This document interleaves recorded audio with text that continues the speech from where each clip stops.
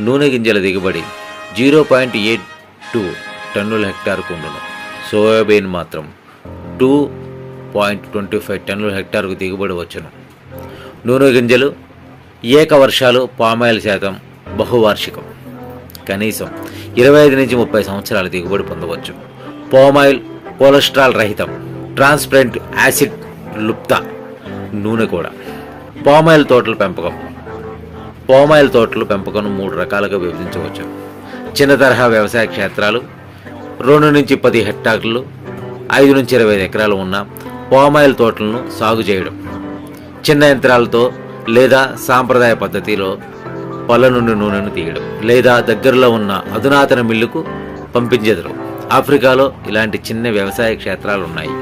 మధ్య తరహా వ్యవసాయ క్షేత్రాలు 10 నుంచి 300 హెక్టార్లు అనగా 25 నుంచి 700